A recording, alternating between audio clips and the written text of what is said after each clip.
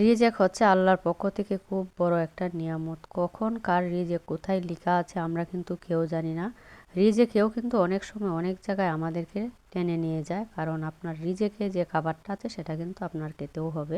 অনেক সময় চেষ্টা করলেও কিন্তু আমরা পারি না, তবে অনেক সময় চেষ্টা না করেও কিন্তু আমাদের রিজেকে যদি থাকে তাহলে সেটা চলে আসে।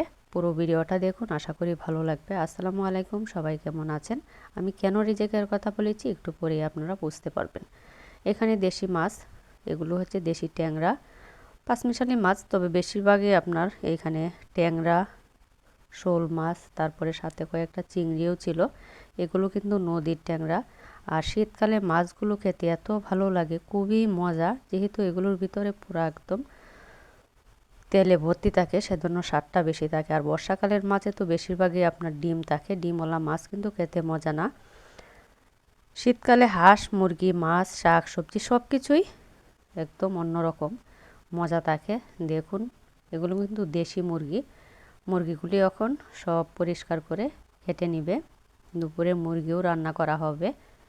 এই যে দেখতে পাচ্ছেন একটা মুরগি, সেটার ভিতরে কি পরিমাণে যে ডিম ছিল। এগুলো হচ্ছে ছোট সাইজের, বড় সাইজেরও কিন্তু অনেকগুলো ডিম এটার ভিতরেই ছিল। সেই জন্যই বলেছি রিজেক, এক ডিলে দুই পাখি মারা হয়ে গিয়েছে। মুরগিও খাবেন, মুরগির ডিমও কিন্তু আপনি খাবেন, এটাই হচ্ছে রিজেক। কারণ আমরা তো চিন্তাও করি নাই যে মুরগির ভিতরে ডিম থাকবে।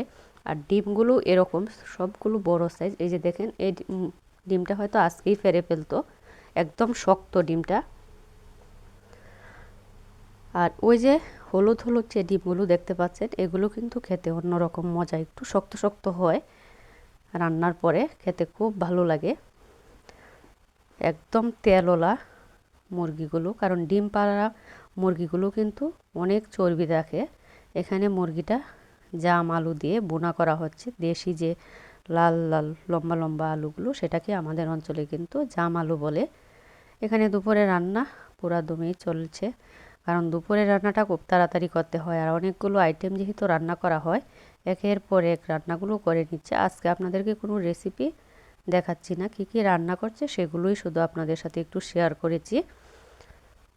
ভিডিওটা কেমন হয়েছে অবশ্যই কমেন্ট করে জানাবেন। যদি ভালো লাগে পেজটা ফলো দিবেন, লাইক কমেন্ট করবেন।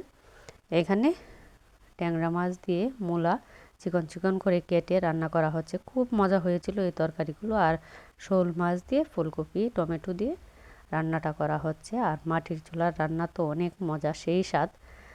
আসলে বাড়িতে যখন যাই সব খাবারই মুখের মধ্যে অনেক ভালো লাগে, যেহেতু এগুলো একদম অর্গানিকভাবে শাক সবজি চাষগুলো করা হয়, সেই জন্য সেটা স্বাদটাও অনেক বেশি। নদীর বিলের মাছ যে কোনো সবজি দিয়ে আপনি রান্না করেন না কেন, খেতে অনেক মজা। এখানে ফুল